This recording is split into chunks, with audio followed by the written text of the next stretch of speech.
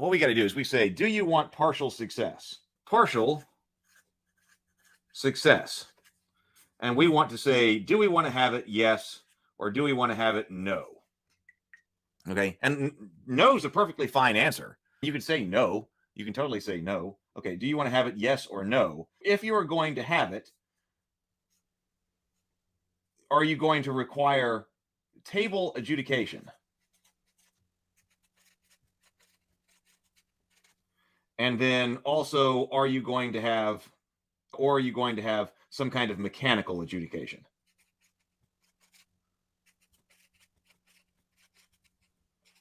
And then we also have to think about, do we want to have a unified action resolution mechanic? So a mechanical adjudication. So actually, this comes off this side right here. So if you're going to have table adjudication, this is the free form or potentially free form ruling.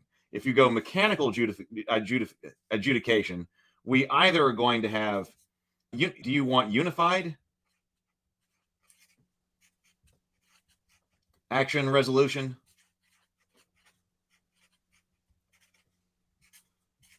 And then yes or no. Right? Is this the flow chart we're trying to build out right here? And now, different people may have different things to say about the action resolution system here, because some people may interpret this in a couple of different ways. So you could say something like I'm not sure if this is exactly true, but something that's like it's MERP or Rolemaster. I do not think that it in a whole has a unified action resolution system. That's not something that we've got overall. But a lot of its roles are adjudicated in the same way. A role against the Dark Master might have more of a unified action resolution mechanic. It might have tried to unify everything under it, but it still may not be doing it. But anyway, you could potentially have a unified action resolution mechanic that says, add up these numbers, whatever, roll these numbers, compare it to this, and then go check a table. You could do that. And you could still call that a unified action resolution mechanic because it's always a table. It's just a different table you got to find. That's just slow. To me, that would be very slow. And if you're good at running something like Rolemaster, it takes time. Unified action resolution mechanic, yes or no, but also you could have a lot of different kinds of mechanics depending on what you're trying to adjudicate. And so one way to do it, though, depending on how you decide tables, tables is one way to go. And that's what, so we could say, okay, what are all these different partial successes and different or degrees of success, all the way from some kind of fumble and critical failure, all the way up through different degrees of success to success, and then even better critical successes. I want to write, you could say, I'm going to write all of those things out, which is basically the approach that Rolemaster took, and then MERP later, and say, I'm going to go ahead and write all of those things out so that you don't have to adjudicate it at the table. You've got tons and tons of results already there in the rule book that are sitting there in tables. Okay, now we talked about this, or some type of other mechanic. But we already talked about having some other partial success mechanical adjudication that was unified action that is other.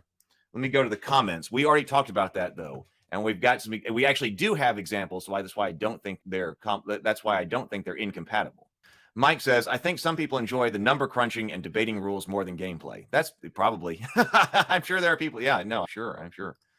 That's totally fine if a bit unnecessarily wordy. Every adventure presents complications from the jump. PH says, you can have generic tables for generic situations and specific tables for specific situations. This can help minimize the need for creativity in determining partial success. Sable Phoenix says, those people are called game designers. Tables are one way to do it. They're fallen out of favor. They've fallen out of favor in today's game design, but that they're still present because, like, I like Against the Dark Master. We looked at Against the Dark Master here on this channel, and it's a basically cleaned up, modernized version of MERP. And if I were to play a game like that today, I would probably play Against the Dark Master rather than trying to go back and play MERP. BGD says, Heath, you're concerned about on-the-fly table time used to estimate DCs and bonuses is salient. That's where innovations like IC RPG's hard, easy DCs come in. And we're about to talk more about that, about the index card RPG here in just a moment. Right, and standard steps are good. DC systems, like I said, the argument still stands because you could be therefore arguing over +2, +3, something like that, like what exactly what the bonus is. But standardizing the steps, I want to do that. I want to make sure the steps are standardized. 10, 12, 10, 12, 15, 18, something like that. That's very easy, just like what Lord Lawless was talking about with the D6s. Okay. Oh, man, this is okay. Lots of people talking about this. Okay, so let me go over here to this right here. So where I was going with that. So yes, unified action resolution system, other. But here is the ultimate in partial success, right? We already have a method to do this. What's your action? I kill the orc, or I try to kill the orc with my short sword.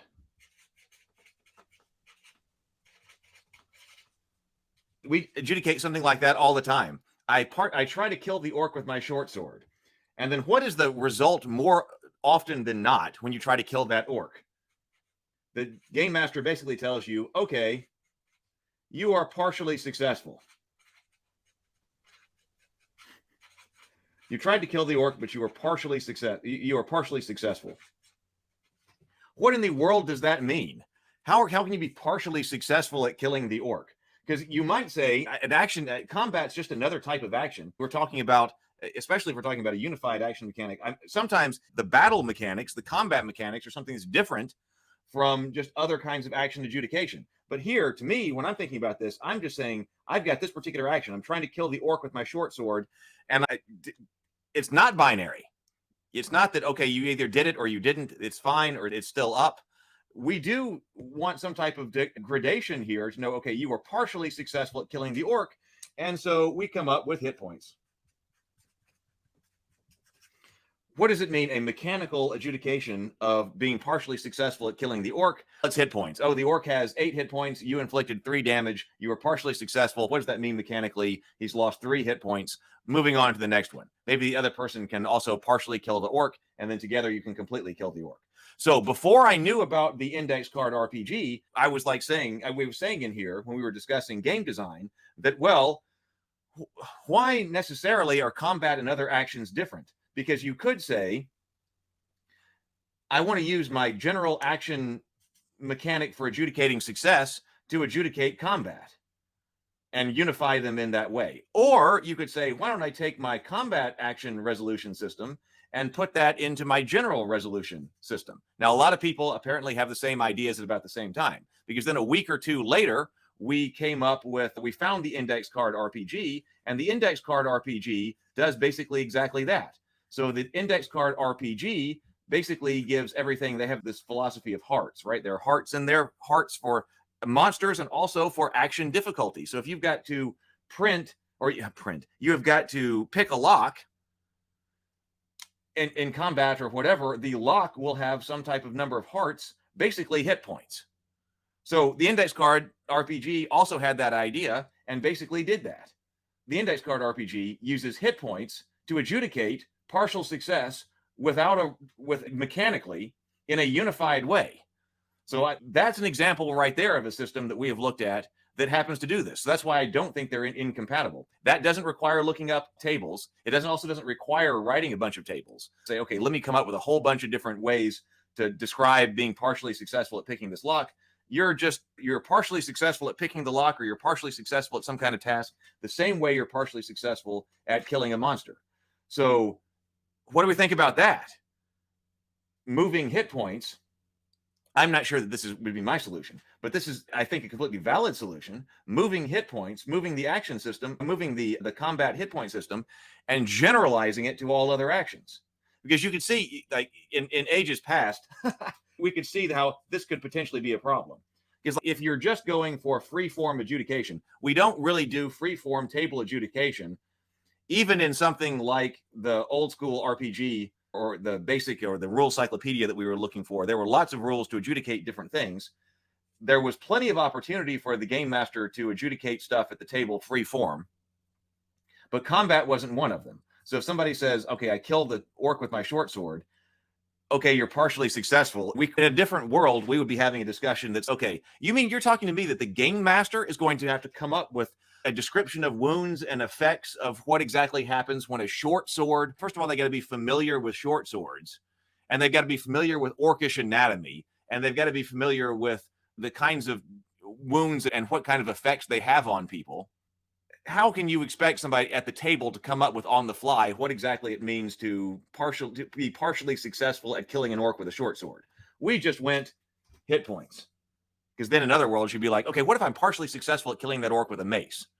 Oh my God, I know short swords, but I don't know maces. That's difficult to adjudicate. Or now it's a mummy. Oh my God, how's that change when you've got mummies there? I don't know. We just abstracted it into hit points. So we came up with a system very early on, we as in tabletop gaming in general, a system very early on called hit points to adjudicate partial success in combat. One thing you could do is generalize from there. You adjudicate the entire action system. Yeah, Mike Hansford says, yes, partial success in killing a thing is called a wound. So you could also use like a wound system, right? PH says, perhaps you need to restrict the possibility of actions. Maybe the player cannot simply say, I kill the orc, but rather I attack the orc. Okay, this is a great point here, PH. Which I'm going to bring up here as we continue this game design discussion, because I do think it's very important to understand what an action is. What is it? Because that's going to help us understand how we're supposed to adjudicate it. Because what is an action is going to be influential on how we adjudicate it. So is the action I kill the, or is it I attack the orc? In a certain sense, I kill the orc, the action, what action you take? I try to kill the orc. I try to kill the orc. I try to attack the orc. Killing the orc, I like that phraseology because it tells you exactly what the end result of the action is supposed to be. What is it that the player is trying to get to? I'm trying to kill this orc.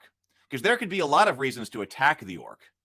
I want to scare it off. I want to wound it. I intend to capture it. There are a lot of potential outcomes that you could have that could be brought about by attacking the orc. I kill the orc, like I try to kill the orc with the short sword, implies that you are making an attack, but you're also being explicit about what the end result is that you're trying to achieve. You might not achieve it, in which case we might be in a partial success situation, and that partial success situation might be adjudicated very easily with hit points in this case. But I attack the orc doesn't necessarily tell us what the end result is supposed to be. And arguably, the end result is what we're trying to adjudicate. Did you get to your end result? I'm taking an action and I'm trying to do this. See, killing the orc, I'd argue, is the end result of a chain of actions. It could be the result of a chain of actions, because if several people are all partially successful at killing the orc, the death of the orc came around as the result of a chain of actions. But it's not impossible to kill the orc in a single hit. In one action, I kill the orc. Conan the Barbarian swings and decapitates it, or Aragorn decapitates the goblin as he comes in. That could be, I don't think it has to be a chain of actions. It could be. The partial success in the D&D style or DMZ style hit point games is built into the combat system. It's not as nearly as built into action resolution systems. Okay. All right. So where were we after that? So actually, that was a great conversation. So that's my thinking about partial successes and such. So I thought that was still a great comment. Thank you, Lord Lawless, for writing in. That inspired a lot of conversation and thought here.